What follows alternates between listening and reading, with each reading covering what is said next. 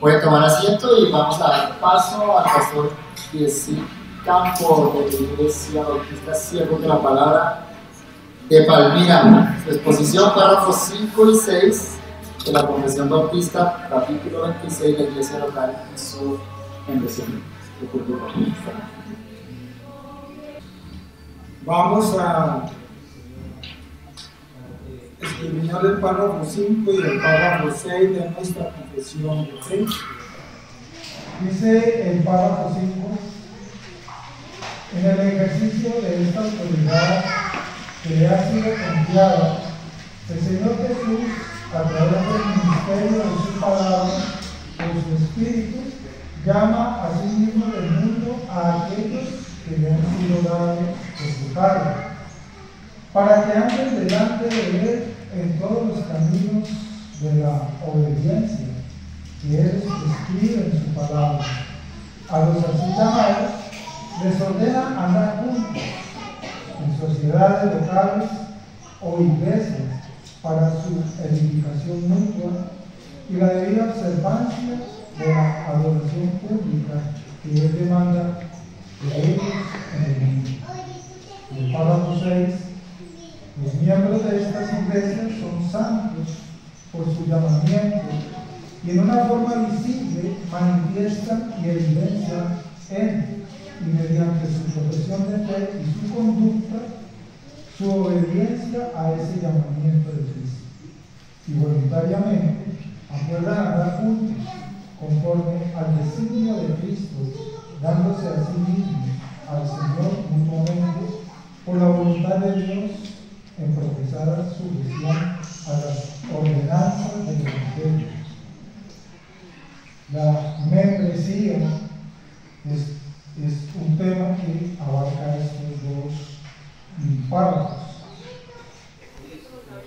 La primera mitad del párrafo 5, en este orden, como podemos ver, describe cómo Jesús constituye su iglesia, y la segunda mitad describe el doble propósito de la iglesia: la edificación de los actos y la adoración pública que deben vivir ellos cuando están reunidos, cuando están congregados.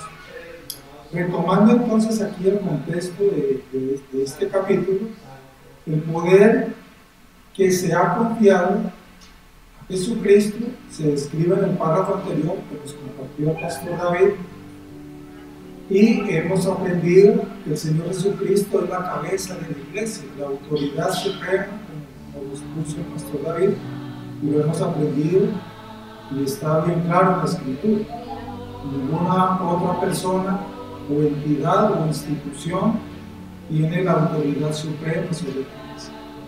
De Él es la autoridad legislativa, por ejemplo. Él es el único que hace y hizo las leyes, las ordenanzas para su iglesia. Nadie tiene esa potestad y esa autoridad, aunque hoy en día intenten hacerlo, pero sabemos que eso no tiene fundamento. Todo ese poder legislativo le pertenece solo al Señor. Y todo ese poder, esa designación le ha sido dada al Padre, como Él mismo lo dijo en el Evangelio: ¿verdad? Toda autoridad me ha sido dada, toda potestad me ha sido dada en el cielo y en la tierra. Todos conocemos ese pasaje. Y ese poder lo vemos también para el llamamiento, institución, orden y gobierno de la iglesia. Y ese es un tema muy controversial hoy en día, a propósito, como sabemos. Las líneas y posiciones teológicas que tienen muchas denominaciones y iglesias hoy en día respecto al gobierno de la iglesia. Y eso es un tema de mucha controversia. Pero nosotros creemos, los que estamos en esta posición, en esta línea, digamos así, bautista, profesional, congregacional, nosotros tenemos claro lo que hemos entendido respecto a este tema en las Escrituras, y por eso nos llamamos así, nos denominamos así, congregacionalistas, ¿sí? Confesionalistas. Y eso es bien importante que toda persona en nuestras iglesias lo tenga claro, porque como le digo, es un tema de mucha controversia, Y nosotros como pastores tenemos esa responsabilidad de enseñar a nuestros hermanos sobre estos temas, porque ellos están expuestos al comentario, al juicio, a la crítica, y ellos deben estar bien cimentados en qué están, ¿sí? Y como dice ese dicho popular colombiano, que tengo aquí a conocer, y no ser como dice, cuando a la gente, que vamos identidad, que cuando usted diga, compartimos en la iglesia, usted está en una iglesia bautista, confesional, congregacional, y le preguntan eso qué es, usted sepa la respuesta. ¿Y qué significa eso? Y no lo cojan desubicado, como dice y este recomando aquí, todo este gobierno, para el llamamiento institucional del gobierno de la iglesia, está investido de manera suprema sobre cada cabeza de nuestros amigos. Hermanos, una iglesia local, como estamos meditando en este día, conforme a nuestra confesión de fe en este capítulo 26, tenemos claro y vemos claramente que es el resultado de la ejecución de este poder por parte del Señor Jesús en su iglesia, palabras más, palabras menos, y no de otra institución, como estoy diciendo. Cuando yo toco este tema en la iglesia, a los hermanos, yo les digo muchas cosas. Una iglesia, bíblicamente no es iglesia porque sí lo determine o lo decrete una institución, el hombre, alguna institución. ¿Me escuchan ahí? ¿Sí? ¿Aquí?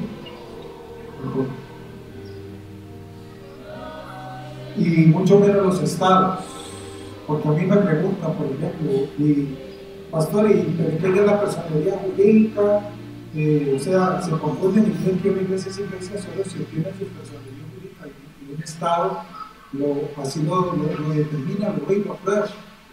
Yo les explico, una cosa es someternos a las autoridades, ¿cierto?, para estar legalmente constituidas en el seno, pero otra cosa ya es la profundidad de este tema para determinar si un grupo, de forma general, es o no es una iglesia conforme a las escrituras. Ningún estado tiene autoridad para ello, porque esa autoridad quien organiza, instituye, llama, forma, convoca, dirige, guarda, preserva, es el Señor. Entonces, eso debe ser claro para nosotros. El poder que Jesús ejecuta, también lo entendemos nosotros, hermanos, en el contexto de este tema, es el poder para salvar a su pueblo. Él es el único que tiene ese poder. El poder para salvar a su pueblo, para salvar a los escogidos, para llamarlos, para resucitarlos, para darles vida. Y una vez sucede este milagro que llamamos el nuevo nacimiento, esa persona, por ese llamamiento eficaz, entra a formar parte de ese pueblo escogido de Dios y pasa a ser de su propiedad, ¿verdad? Pasa a ser esclavo de aquel que lo llamó y de aquel que lo salvó. Nuestra experiencia de salvación, por lo tanto, comienza cuando Jesús nos llama precisamente a salir de este mundo y nos dirige hacia él a través del ministerio de su palabra, como lo definió Pablo en esa carta, donde dice claramente que el Evangelio es poder de Dios para salvación. Hace un tiempo, cuando yo estaba empezando a entender estas verdades, a mí se me grabó una frase que escuché de uno de mis primeros maestros, y fue la siguiente, y yo la comparto siempre que hablo de este tema. Nadie puede ser salvo sin escuchar el Evangelio y sin el poder del Evangelio. Eso es absurdo. Nadie puede ser salvo si no ha escuchado, no ha creído y no ha recibido y no ha entendido el Evangelio. Porque eso lo vemos claramente, porque el Evangelio es poder de Dios para la salvación de los hombres. ¿Cómo una persona pretende creer, estar convencida de que ha sido salva, que es cristiano, que es discípulo del Señor, etcétera, pero no ha entendido ni se le ha predicado ni ha recibido nunca el Evangelio? Eso no tiene coherencia alguna, ¿no? Eso no puede ser demostrable conforme a la Escritura. Entonces, esa verdad está bien clara en nuestra confesión, en estos párrafos en forma de recordamos, por ejemplo, las palabras del mismo Jesús en el Evangelio de Juan, en el capítulo 6, nadie puede venir a mí si el Padre no lo trae. El hombre en su propia naturaleza no tiene esa capacidad. Todas estas declaraciones, por lo tanto, se aplican más detalladamente en el capítulo 10 también de la confesión, del llamamiento eficaz, pero en esta oportunidad no es el tema. Pero nuestra confesión de fe también habla de esta doctrina, de esta verdad que debe ser clara también para cada uno de nosotros y para los miembros de nuestras iglesias. Vemos aquí entonces lo que vimos en la primera parte de este capítulo, que la iglesia debe estar compuesta, por lo tanto, hermanos, de discípulos de Jesús genuinamente convertidos. Y aquí también otra gran pregunta: ¿qué es ser un discípulo genuinamente convertido? Y la pregunta mayor: ¿cómo saber, cómo entender, cómo evaluar si una persona ha sido genuinamente convertida? Nosotros lo único que podemos ver es lo externo, porque por dentro no nos podemos ver ni nadie conoce el corazón ni la mente de nada. Eso es imposible para nosotros. Nosotros evaluamos, evidenciamos, estamos atentos, y como dice aquí la confesión, si lo leímos, es de la parte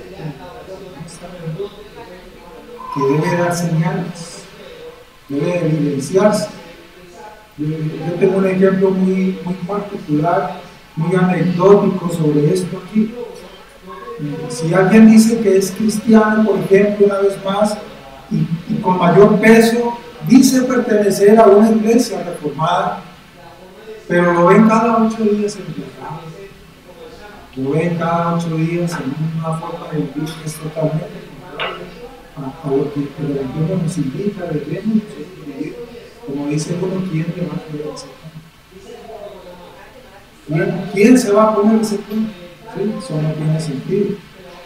Entonces nosotros debemos mirar esto, las señales externas. Y esto es bien importante, hermanos, porque otra gran verdad de esto es que que la iglesia dé la membresía a una persona no significa ello. Uno, que decirle que esa persona ya es salva, porque esa persona es un verdadero cristiano, un verdadero miembro. Yo creo que todos hemos tenido la experiencia de tener personas que hemos bautizado, que se han hecho miembros de la iglesia, y mucho más, que tal vez han llegado a ocupar alguna posición dentro de la iglesia. Un tiempo después, por X, Y o Z situación, han abandonado la iglesia. Y no solo han abandonado la iglesia, los vemos totalmente tal vez apartados del camino de Dios. Y eso sucede.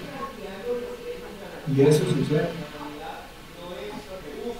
Creo que si quisiéramos decir algo respecto a esto, entonces, ¿cuál podrá ser la principal señal? Pues yo estoy convencido de que la principal señal es mirar que alguien llegó al final de su carrera y que fue en el camino.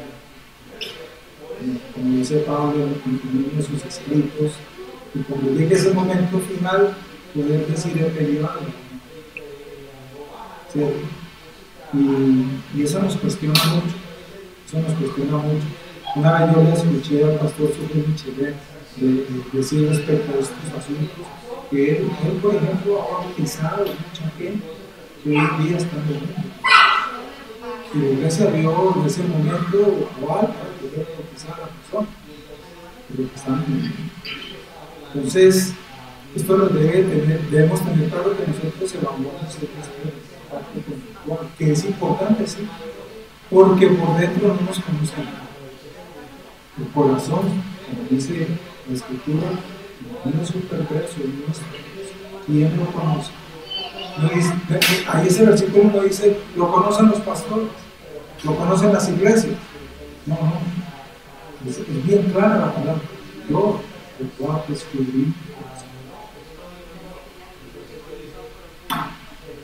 Entonces, eso, repito, es un tema también, de todas maneras es un tema que la iglesia, cuando se reúne para evaluar esto, para determinar la membresía de una persona, hacerle la invitación a formar parte de ese cuerpo, de todas maneras hay que estar atentos a todas estas evidencias que la persona debe estar dando y hasta allí lleguen. Y estar atentos para que de todas maneras como iglesia practiquemos la disciplina eclesiástica, que es una de nuestras señales como iglesia santa. Como discípulos genuinos, nosotros debemos estar comprometidos, como lo enseña la Escritura y lo que comparte la confesión de fe, a caminar en integridad delante de Dios, en todos los caminos de obediencia que Él nos prescribe en su palabra. Y esa es responsabilidad nuestra. Nosotros tenemos bien claro lo que el Señor nos ordenó y nos mandó a hacer. La responsabilidad de luchar con el pecado, de abandonar el pecado, no es nuestra, es de cada persona. Y esa es una tarea que nosotros debemos estar atentos, tanto en lo personal y cuando ya estamos formando parte de una familia, estar atentos, siendo atalaya. Y esa es una señal bien importante y es una tarea que como iglesia debemos estar nosotros haciendo, caminar en integridad en todos los caminos. Él nos prescribe eso en su palabra. Juan 15:44, recordamos las palabras del Señor Jesús. Vosotros sois mis amigos si hacéis lo que yo os mando. Y allí es incondicional. Y hacer lo que yo os mando.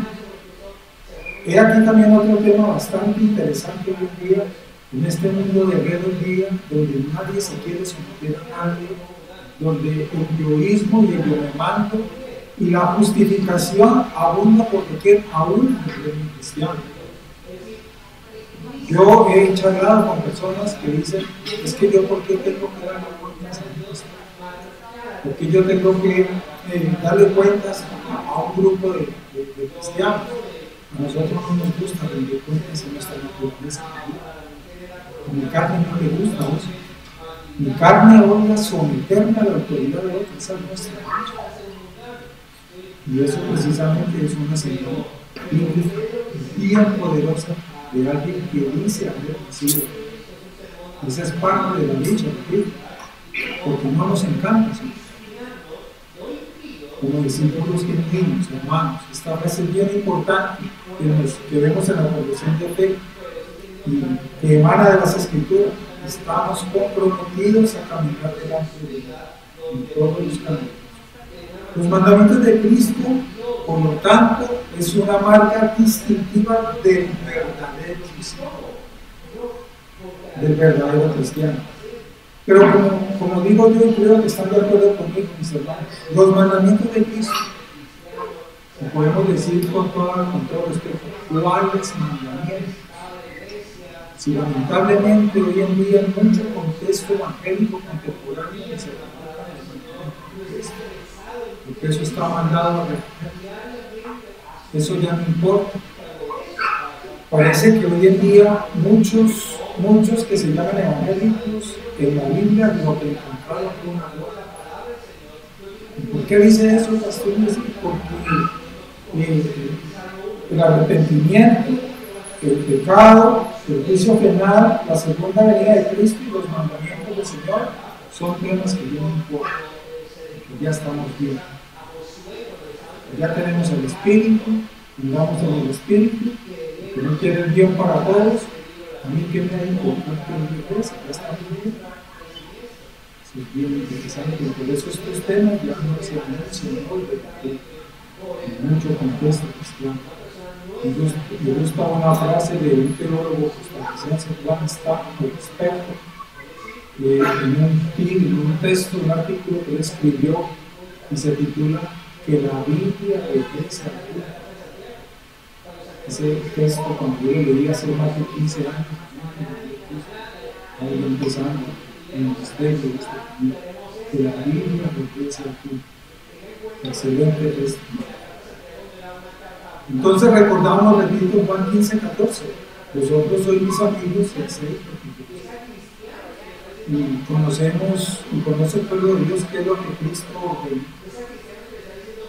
La obediencia a los mandamientos de Cristo es una marca distintiva del verdadero discipulado, y que se debe enseñar en un proceso discipulado, y que alguien que es candidato a membresía de una iglesia, por lo tanto, debe tener claro y debe estar dando ya esas señales, esas evidencias como testimonio para él. Lucas 6:46 dice también: ¿y por qué me llamáis Señor, Señor, y no hacéis lo que yo os digo? Son versículos que nosotros constantemente, lo digo con todo respeto, debemos estar recordando. No somos ajenos a desobedecer estos mandamientos en la Biblia. Este párrafo 5 nos enseña que la iglesia local está compuesta, por lo tanto, de personas que son verdaderamente salvas y se definen como discípulos genuinos de Jesús. Aunque, como estoy compartiendo con ustedes, hermanos, no conocemos realmente lo interno de una persona, nosotros sí, por las evidencias externas y conductuales, sí podemos hacer una evaluación y una aproximación si una persona realmente ha sido llamada y ha sido convertida y ha sido transformada por el poder de Dios. Ya el tiempo es el deseo de los verdaderos discípulos, por lo tanto, aprender y luego obedecer los mandamientos del Señor Jesús. Pero una vez más, uno invita a muchas personas a estudiar la Biblia, a conocer al Señor, a conocer su voluntad para seguirlo, como lo dicen estos versículos, que son señales de alguien que realmente ha sido llamado. Y lamentablemente, perdónenme, no estoy siendo negativo ni nefasto, no, es que la realidad de nosotros, ¿qué va a decir el pastor? Lamentablemente, la mayoría de las veces es que no tengo tiempo. Es que usted no sabe, es que el trabajo, es que la familia, es que la casa. Yo le llamo y los hermanos me conocen, los crees que es el listado de crees que tenemos todos. Nunca tiene tiempo de amar para ser discipulado y ser formado en una escuela bíblica que tienen así. Y por eso viven sus vidas como viven muchas. Esto es algo que nosotros debemos cuestionar, porque está bien que tenemos responsabilidades y obligaciones, claro que sí, no estamos haciendo invitación a lograr nuestra responsabilidad, pero el llegar a decir que es que nunca tiene tiempo ya a sus cosas. No hay personas así en las iglesias, brillan por su ausencia. Lo que hicieron fue cambiar la misa católica por el culto evangélico. Y el objetivo que se propusieron cuando entendieron la membresía fue hacerse miembros, porque creyeron, por no estudiar el evangelio, que al hacerse miembros aseguraban su salvación en la iglesia. Y hasta allí les llegó su cristianismo. Y son quienes tal vez muchos de ellos estaban, pero nunca están ni siquiera informados. Una pregunta: ¿qué clase de miembros? La iglesia local existe para llevar a los pecadores al arrepentimiento y la fe, y esto forma parte de ese proceso. Eso forma parte de la lucha y de la tarea que tenemos, quienes el Señor nos ha llamado. Ya nosotros no somos responsables del comportamiento de una persona, pero por lo menos hasta donde entendemos con la Escritura, hacer lo que nos corresponde. Ya al Señor dará cuenta. Y eso es importante que tengamos claro esto, hermanos. La iglesia local existe para ayudar a los pecadores. llamarles al arrepentimiento y la fe en Cristo y bautizarlos. Es lo que el Señor ordenó, la gran comisión que entendemos así, para alentarnos a la obediencia continua a las enseñanzas y mandamientos del Señor Jesucristo. Recordamos ese pasaje, así que todos sabemos que es conocido como la gran comisión en Mateo 28, 18 al 20, y Jesús se acercó y les habló diciendo: toda potestad me ha sido dada en el cielo y en la tierra, y pues, y hacer discípulos a todas las naciones, bautizándolos en el nombre del Padre, del Hijo y del Espíritu Santo, enseñándoles a guardar todo lo que os he mandado. Y he aquí que estaré con vosotros todos los días hasta el fin de los tiempos. Aquí está el plan, sostienen muchos eruditos, para la constitución de la Iglesia en este pasaje. La confesión de fe nuestra supone que los verdaderos discípulos se darán cuenta de que Cristo les ordena caminar juntos en sociedades y iglesias particulares, y por eso está redactado en todos juntos. Lamentablemente, hermanos, las influencias, digámoslo así, cegadoras de hoy en día que sobreabundan en nuestro contexto social y de la cual la Iglesia no es ajena a esta influencia. ¿Cuál es? El individualismo y la independencia religiosa. Hacen que muchos lean las Escrituras sin poder ver que la Biblia asume que los discípulos individuales caminarán junto con otros discípulos en la iglesia. Como digo yo, una frase muy célebre también al respecto: el cristianismo verdadero bíblico no es para cristianos solitarios, recordando aquella película que vimos mucho de cristianos solitarios. Y todos recordamos, ¿verdad? Que recorría las llanuras y andaba por todo el mundo, pero era solo, escasamente lo caminaba un hijo, es que se llamaba todo, escasamente. Asimismo, el cristianismo no es para cristianos solitarios, eso no es bíblico. El Señor Jesús dijo en Juan 13, 34 al 35, un mandamiento nuevo os doy, que os améis unos a otros. Si una persona pretende ser cristiana sola, ¿cómo va para aplicar esto? ¿A quién ama? ¿A quién va a amar? Si no conoce a su Dios.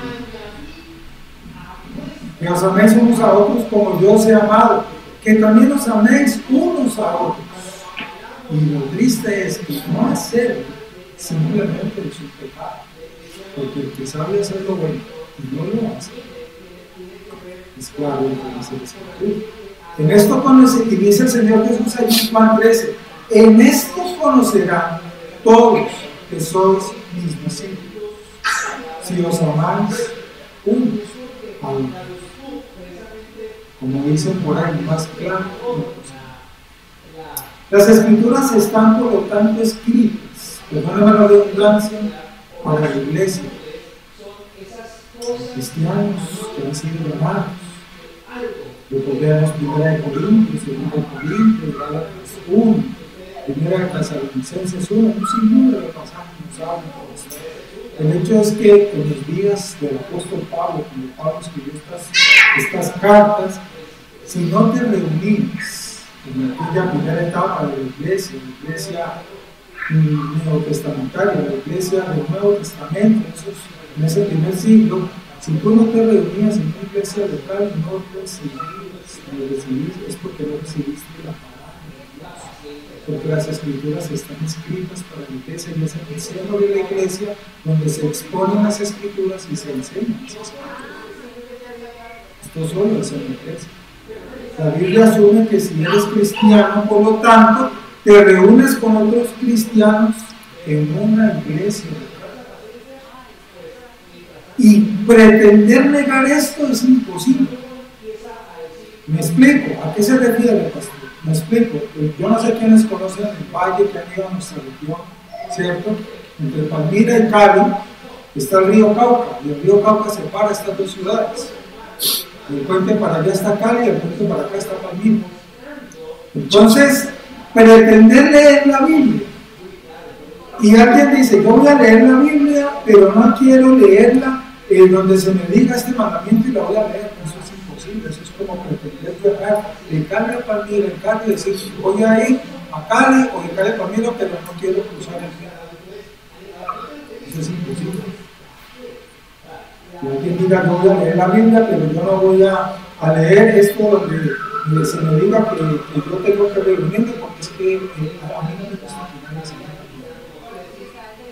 A mí no me gusta que se metan en la casa, en la sociedad. Yo como pastor, les cuento mi experiencia, ya que mis hermanos he tenido que nunca supe dónde vivir, nunca fue posible visitarlos en su casa. Nunca abrieron sus puertas. Y recuerdo una de esas personas en el culto, no faltaba al culto dominical, y alcanzó como 2 años después de la. Siempre me acerqué a irlo a visitar, ni se bautizó, ni nunca ni supo dónde vivía, ni estuvo 2 años. Hay personas increíbles. Muchos cristianos progresos hoy necesitan, por lo tanto, hermanos, arrepentirse de su mal compromiso. Arrepentirse de su compromiso con el individualismo independiente que tienen y que viven y no se dan cuenta que están en eso. Como dice su Michelet, hay muchos cristianos respecto a esto que son como los peces. ¿Sí? Los peces son los únicos seres que no se dan cuenta que viven en pecado. Eso es verdad, hay muchos cristianos que cristianos conocidos no se dan cuenta de no obedecer y practicar esto que tiene claro en la Escritura. Comprometerse a servir a Cristo en el contexto de una iglesia local, bíblica, es un mandamiento del Señor. Esto no se puede negar y es imposible leer la Escritura sin encontrarse con este mandamiento. El propósito de la iglesia local entonces es tanto horizontal como vertical. Hemos entendido y sé que hemos compartido en nuestras iglesias. La iglesia local, hermanos, está diseñada horizontalmente para edificarnos, para fortalecernos, para que juntos en este camino de santidad, mediante la enseñanza, exhortación, corrección, consejería, ayudemos. La iglesia madurar a los creyentes de la congregación, ¿sí? Formar cristianos maduros. Hay algo que no entendemos también al respecto de esto. Nosotros no sabemos quiénes son verdaderos en el sentido de la palabra. Y por lo tanto hay muchos hermanos en nuestras iglesias que nunca van a madurar. Esto es posible entender, pero es muy difícil. Nunca van a madurar. Esa frase me enseñó a todos mis primeros maestros de parte de la mujer. El Espíritu Santo dota a cada uno de los discípulos de Cristo de deseos y habilidades diseñadas por él para contribuir bien. Y de una cosa sí estamos convencidos: esto es una obra del Espíritu Santo, y a quien él llama verdaderamente. Yo no creo pues que el Espíritu Santo se requiere de dar entendimiento de esta verdad. Eso es una lucha carne. Al unir nuestros corazones y nuestras vidas en la iglesia, descubrimos por lo tanto las necesidades de nuestros hermanos. El propósito también de la iglesia, la ayuda mutua que veíamos en la práctica en esa iglesia que fundaron los apóstoles, cómo se ayudaban las unas a los otros como iglesias y internamente cada cuerpo, movidos por el amor y la compasión de Cristo por ellos. Buscamos entender esas necesidades. Y de esa manera, hermanos, descubrimos las habilidades que nos ha dado el Espíritu para edificar, no solo con palabras, sino con hechos. Muchos se forman como grandes teólogos, pero en praxis, muy poco, muy poco. El descubrimiento de nuestros dones espirituales es importante. Es importante. El descubrimiento de esos dones espirituales no se hace ahondando en uno mismo, por lo tanto, retomando lo que compartió hace rato el cristiano solitario. Sí, el descubrimiento de todos estos dones, capacidades y talentos que hemos recibido no se hace ahondando en uno mismo, en una vida solitaria, sino por el contrario, negándose a uno mismo y buscando servir a los demás. Solo cuando perdemos realmente nuestra vida y nos negamos a nosotros mismos, damos ese paso adelante con Cristo y nos manda a hacer. Y entendemos que nuestra vida, nuestro llamado ha sido para el servicio al Señor. Y realmente encontramos el propósito de nuestra vida y nuestro llamado. El propósito vertical de la iglesia es la debida realización del culto público que Él requiere de sus llamados, de sus escogidos que ha hecho de este mundo y que llamamos nosotros y que debemos aprender y enseñar ese principio regulador, el principio regulativo de la iglesia. El capítulo 22 explica el culto público, allí en nuestra confesión de fe, el culto que el Señor pide, que el Señor espera, que Él requiere. Y esta es una referencia a lo que se llama eso, el principio regulativo, que sé que en nuestras iglesias hemos estudiado este tema también. El pastor San Juan escribió un material sobre este tema, principio regulativo, que afirma que las escrituras deben determinar lo que hacemos en la presencia de Dios, como son los actos de adoración corporativa y todas las ordenanzas que nosotros.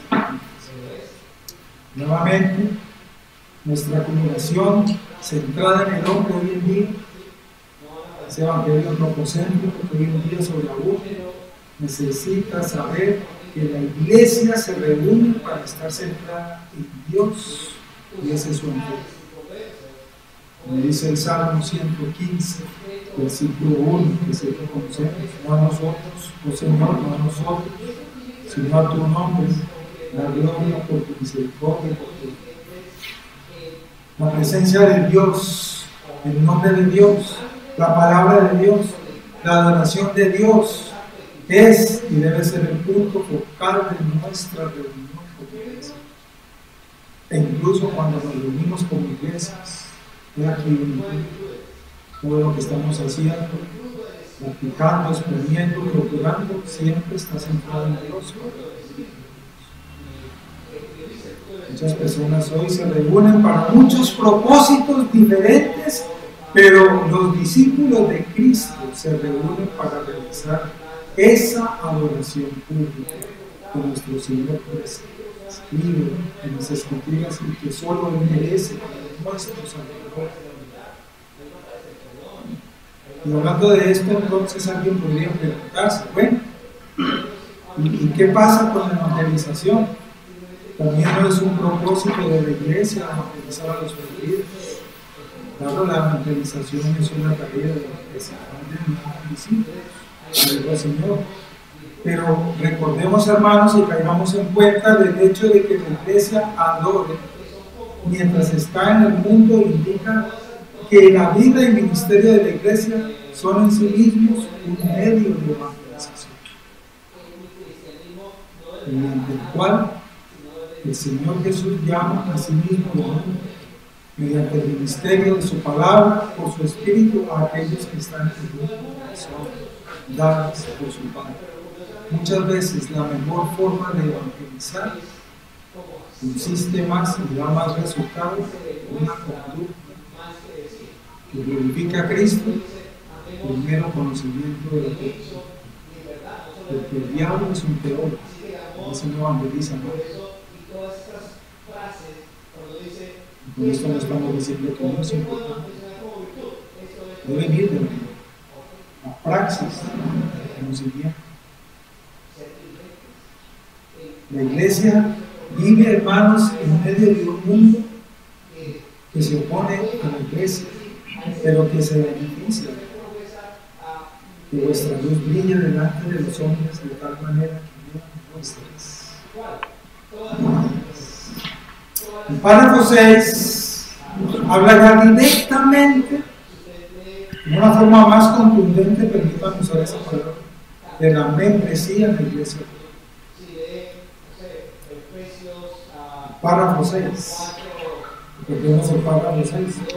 Los miembros de estas iglesias son santos por su llamamiento y de una forma visible manifiestan y evidencian en y mediante su profesión de fe y su conducta, su obediencia hacia el llamamiento de Cristo y voluntariamente acuerdan a los cultos. Los miembros de estas iglesias son santos por su llamamiento. Otro tema también bien controversial hoy en día contra la religión. La definición de qué es ser santo, cómo se es santo, ¿cierto? Apartado para el Señor, llamado por el Señor. Una vez más nos enfrentamos aquí al hecho de que si alguien, cualquiera, es un verdadero cristiano, por lo tanto, he aquí una señal, hermano, buscará unirse y comprometerse con la iglesia. ¿Sí? Si alguien es un verdadero cristiano, en ese sentido, realmente, conforme a las Escrituras y lo vemos en el Evangelio, buscará unirse y comprometerse con la iglesia. Entonces aquí viene esa buena pregunta, ¿no? Entonces, ¿qué es la membresía de la iglesia? ¿Cómo podemos definir la membresía? Lamentablemente en nuestros días se ha perdido el concepto bíblico de lo que significa y la importancia que tiene la membresía de la iglesia. Con este tema para algunos solo se trata, por ejemplo, de nombres y números de cédulas escritos en un listado que son presentados delante del gobierno para asuntos legales. Y para otros es solo un formalismo que no aporta nada a la vida de la iglesia. Posiciones que vemos hoy en día. Por eso no es nada sorprendente encontrar un rechazo general a este tema. En muchas personas, en muchos contextos, sin embargo, el asunto es más complejo cuando esto se suma a nuestra naturaleza pura, que aborrece cualquier tipo de compromiso. La gente no quiere tener responsabilidades ni compromisos, son alérgicos. ¿Sí? Son alérgicos. ¿Cómo podríamos definir la membresía? Un aporte del texto de San Juan, como decía, es la lista que una iglesia local tiene.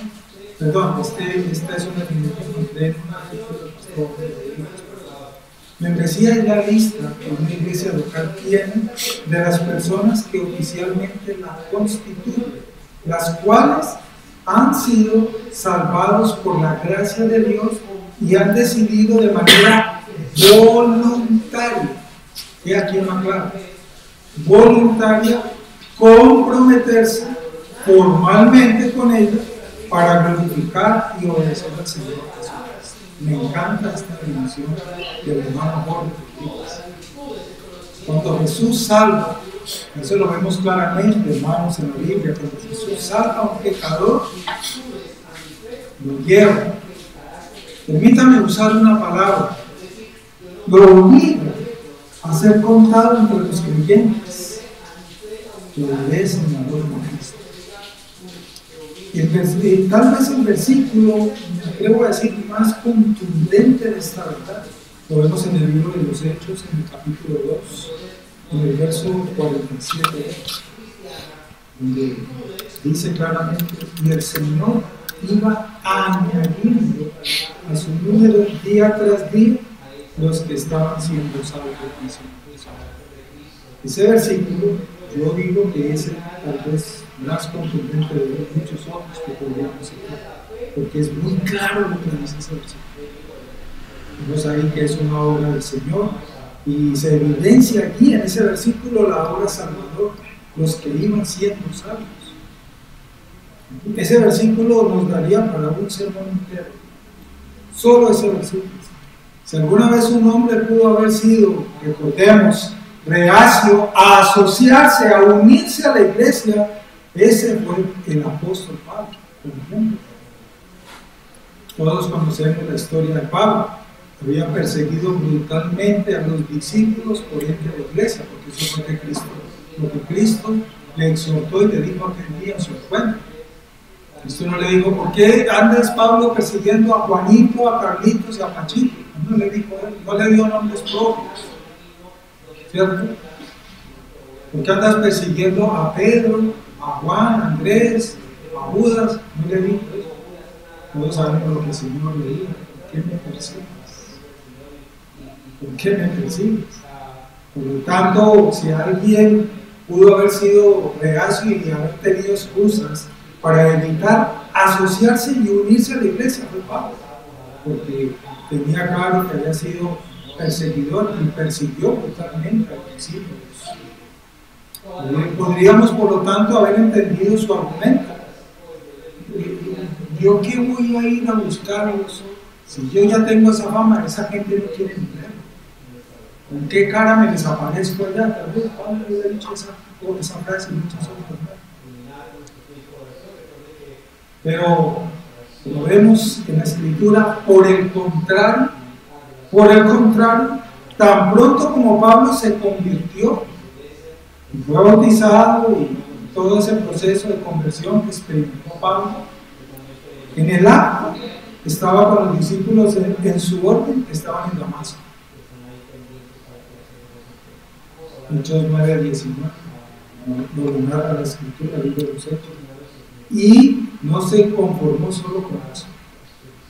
Después, cuando llegó a Jerusalén, lo narra el libro de los Hechos, se propuso, era su meta, era su anhelo, incansable, inagotable, procuraba asociarse con los discípulos. Y vemos la reacción inmediata que tuvieron los discípulos, que tuvieron miedo. Tenían razón, nos dijimos, para tenerle miedo. ¿Cómo van a traer a ese tipo aquí? Ya se les olvidó lo que hacía, ¿verdad? ¿Cómo lo van a traer aquí? No lo recibieron de buenas a primeras. Sí, las puertas están abiertas, venga, los vamos a esperar, son sus empleados. Solamente, como lo leemos en el libro de los Hechos, solamente cuando Bernabé respaldó el testimonio y la credibilidad de Pablo, se le abrieron las puertas. Él estaba con ellos moviéndose libremente en Jerusalén. Vemos aquí otro hecho importante. ¿Qué cosa? El testimonio que Dios le va a dar para que alguien testifique. Algo bien importante. ¿Sí? A mí me deben conocer. Alguien que dé testimonio. Eso es algo vital. Por lo tanto, deberíamos preocuparnos mucho cuando nos topamos con cristianos profesantes que racionalizan una vida separada de la iglesia local. Hermanos, cuando Jesús hace un discípulo, realmente lo agrega a la iglesia. Eso no se puede ocultar en el Evangelio. Incluso si ese discípulo alguna vez fue oscuridad, como usted le quiera llamar, el perseguidor,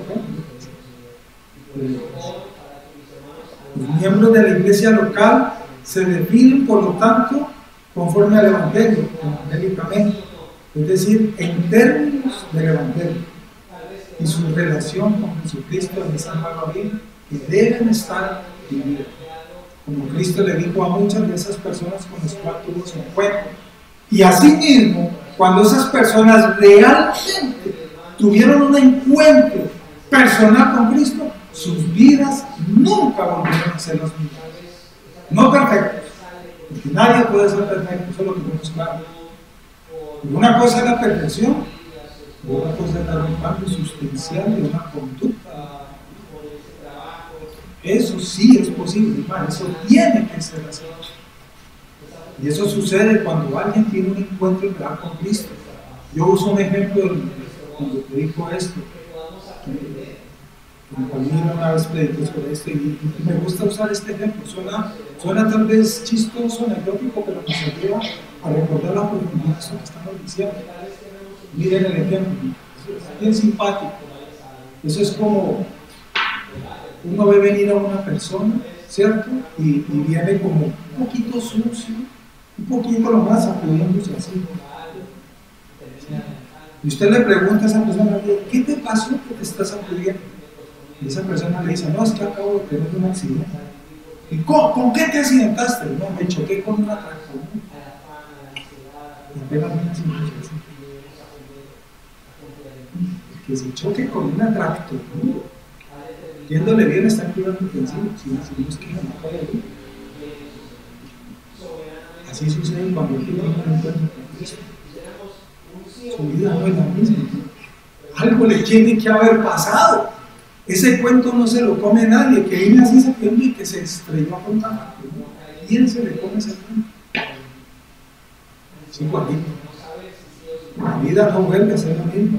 Los miembros de estas iglesias son santos por vocación, nos dice la comisión, o sea, por llamamiento.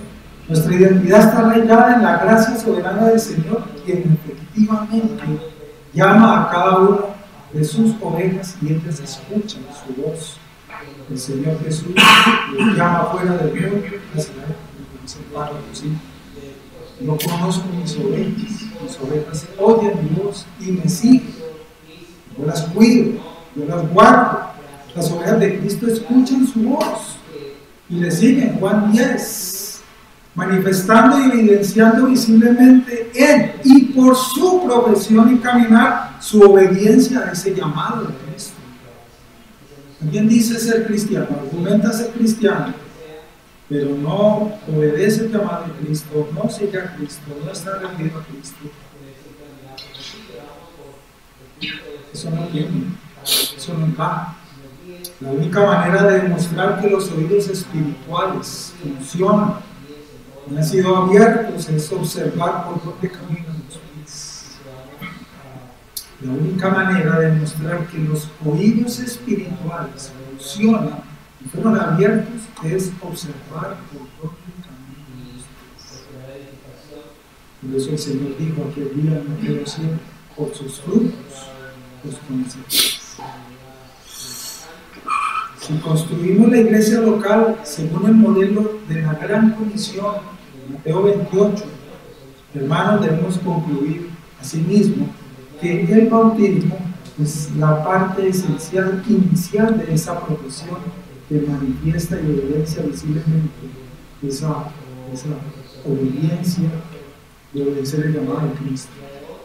Una persona dice haber sido llamada por el Señor, haber sido salva, haber sido regenerada, pero está reacia a ser bautizada. Eso no le vemos coherencia.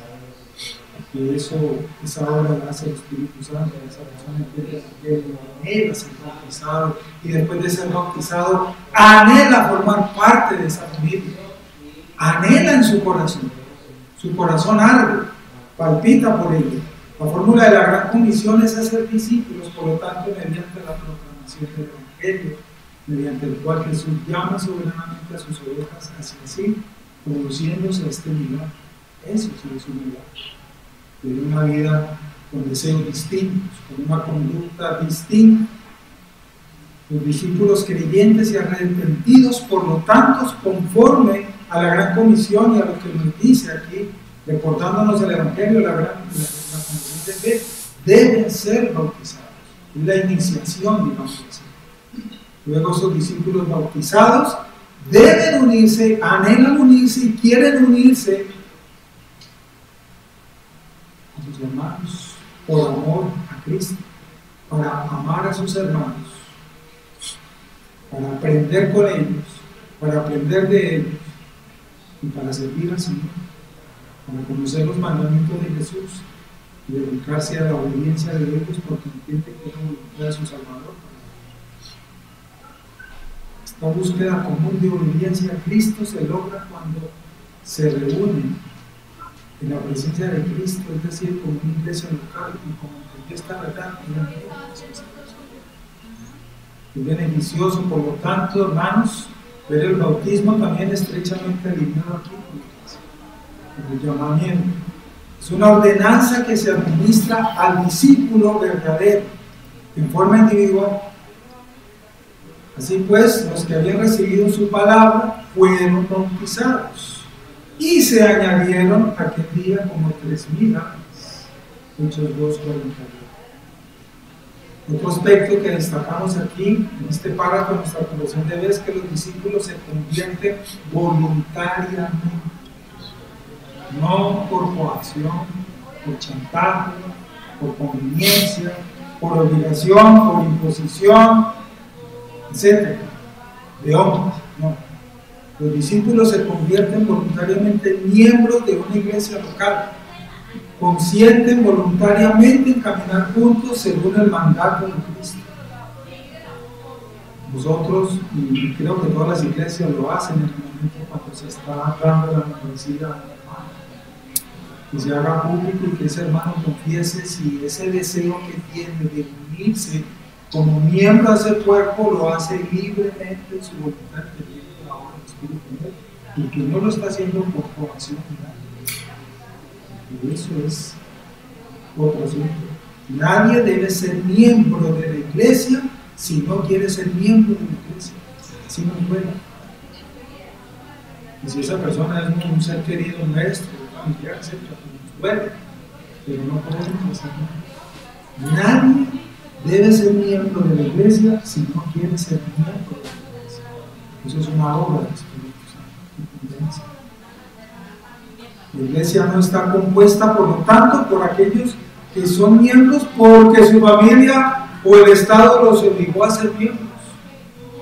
¿Y usted por qué es miembro, hermano? Es que mi papá me dijo que yo me tenía que hacer, porque si no me echaba de la casa.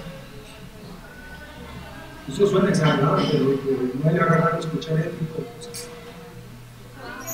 Eso no tiene fundamento, ese tipo de coacción.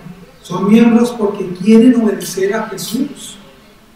Aquellos que así llamados, Él les ordena caminar juntos en sociedades o iglesias particulares, dice el párrafo 5. Es Jesús quien da esa orden, y esa persona entiende esa orden por la obra del Espíritu Santo. Tu pueblo se ofrecerá voluntariamente en el día de tu poder. Salmo 110. Tu pueblo se ofrecerá voluntariamente. Otro aspecto. Los discípulos, por amor a Cristo, están comprometidos y sometidos a la iglesia local. Ellos no someten a la iglesia. Otra verdad que debemos tener claro y enseñar a nuestras iglesias. Yo me hago miembro para someterme a la autoridad pastoral y de la iglesia. Yo no me hago miembro para someter a la iglesia. Muchos pretenden eso.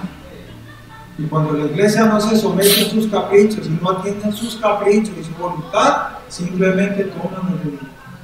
Se van de la iglesia. Porque allá no me escucharon, no me tuvieron en cuenta, etc. Eso no es así. Yo no someto a la iglesia, yo me someto a la iglesia. El principio del sometimiento que Cristo nos sugiere. Y como dije al comienzo, y esa es nuestra lucha. A nadie le gusta estar sometido a nadie. Nuestro deleite es: yo me mando, yo hago, yo digo, yo decido, etc. Dar cuentas a nadie le gusta. La palabra compromiso, por lo tanto, hoy en día suena aterradora para muchos. No se quieren comprometer. La lealtad, la fidelidad y la perseverancia son virtudes cada vez más raras. Y las iglesias se están llenando de esto, en este mundo. Asimismo, también se echa mucho de menos la sumisión, por lo tanto. Esa hermosa compañera de la humildad. La sumisión y la humildad son uno solo.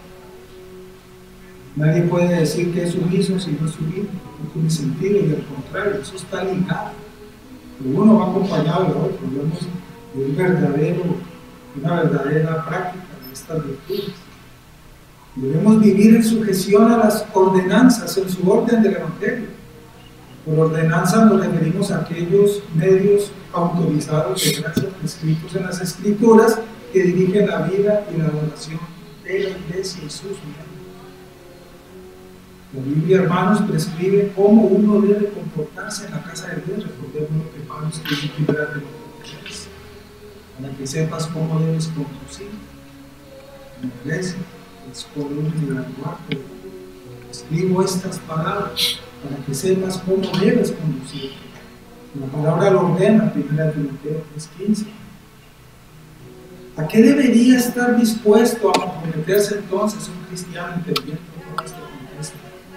La iglesia local de la cual somos miembros, asimismo, debe tener una constitución que detalla la naturaleza de los compromisos de la membresía de esa iglesia y que nosotros llamamos políticas eclesiales, de la cual nos habló el año anterior el pastor Jorge Rodríguez aquí, y que todas nuestras iglesias debemos tener ese documento, y que todos los miembros deben tenerlo y conocerlo. Entonces podemos decir que los documentos esenciales que debe tener una iglesia en su orden, primero la autoridad de la palabra, en ese orden una confesión de fe, y en ese orden unas políticas eclesiales. Esos tres documentos deben ser de la iglesia y sus miembros deben conocerlos. Los miembros de una iglesia deben conocer la Escritura, de la única fuente de autoridad de la iglesia, y en ese orden, ¿qué es lo que confiesa todo ese cuerpo? ¿Qué es lo que creen ustedes? Deben saber y estar de acuerdo en lo que creen. Como nosotros todos aquí, todos creemos los puntos que están listados en la confesión de fe de Dios. Por eso estamos conformando esta unidad, por eso nos podemos unir. Y en ese orden las políticas eclesiales, porque ahí está establecido lo que la iglesia hace en su autoridad que ella tiene para establecer cómo disciplinar, cómo recibir miembros y muchas otras cosas más que son de tipo organizacional de la iglesia. Las políticas eclesiales. Cosas como allí en esas políticas, como digo, deben estar aclaradas. Cosas como la asistencia a las reuniones, ¿sí? Los deberes de los miembros que va a tener como esa iglesia, sus ofrendas, la vida familiar, la evangelización que debe hacer, el ejercicio de las libertades y la sumisión al liderazgo que esa persona debe tener y debe someterse, y que es reconocido por la iglesia misma. Hermanos, amémonos y amemos la unidad, porque es un mandamiento bíblico. Cuidemos y velemos por la fidelidad del pacto de la membresía, el pacto de la iglesia, de nuestras iglesias, porque es el modelo bíblico que Él nos ha revelado para ser fieles a su voluntad. Y termino con esto. Así como hemos aprendido que hay muchas doctrinas que literalmente no las encontramos literalmente en las Escrituras, el ejemplo universal es la palabra Trinidad. La palabra Trinidad no está literalmente en la Biblia, ¿verdad? Pero sabemos que la Biblia nos revela la deidad trina de nuestro Dios. Es el misterio que no logramos entender. Asimismo, la membresía. Muéstreme en dónde está en la Biblia la palabra membresía para yo hacerlo entonces. No, esa palabra literal no existe. Pero la doctrina bíblica de la membresía está implícita en la Escritura. Aparece en gran cantidad de versículos. ¿Sí? No me hago miembro de la iglesia para estar sometido a una autoridad pastoral, porque eso es lo que Cristo me quiere. Someteos a vuestros pastores. Yo soy cristiano, ¿a qué iglesia perteneces? Se quedan mirando. ¿Quién es tu pastor? Se quedan mirando. Pues, ¿quiénes son tus hermanos? No, es que yo, unas estudio allá, otras pones acá, no 3 años allá. Al final, Jesús no saben quién es su pastor, no conoce a sus hermanos y no está ejerciendo ningún servicio porque no pertenece a ninguna iglesia y se cree en Cristo. Termino con esa frase: leer la Escritura Y decir, no quiero encontrarme con la membresía, es como pretender ir de calle imposible. Imposible. Tenemos la unidad y estamos en ello trabajando todos como iglesia, sosteniendo una misma confesión de fe, con lo cual estamos unidos y caminando, caminemos juntos, hermanos, porque así en forma paralela, la membresía de la iglesia, personal, como miembro de una iglesia, así mismo hay para el mismo nivel en las iglesias. Si yo no debo caminar solo como persona, como iglesias no podemos estar solos, no debemos estar solos, porque yo solo soy susceptible al error. Como iglesias solas somos susceptibles solos como iglesia al error. Eso no se puede negar. ¿Cómo negar la unidad? ¿Cómo negar la membresía, tanto personal como el nivel corporativo de iglesias? Dios nos guíe para que seamos fieles a esta doctrina, para que la enseñemos, para que la practiquemos y seamos íntegros ante los ojos de nuestro Señor, y que seamos guardados en la fidelidad hasta la vida. Muchas gracias. Bien, hermanos, quiero simplemente recordarles el horario para mañana. Comenzamos a las 7 de la mañana. ¿Sí vieron? Muchas quejas por ahí. Jueves 10 de abril, 7 de la mañana, pero comenzamos con el desayuno. Desayuno a las 7 de la mañana, de 7 a 7:50 de la mañana. Entonces estaremos desayunando para comenzar en punto a las 8 de la mañana con cánticos y devocional. Entonces tenganlo muy en cuenta para que podamos estar puntuales aquí con el desayuno.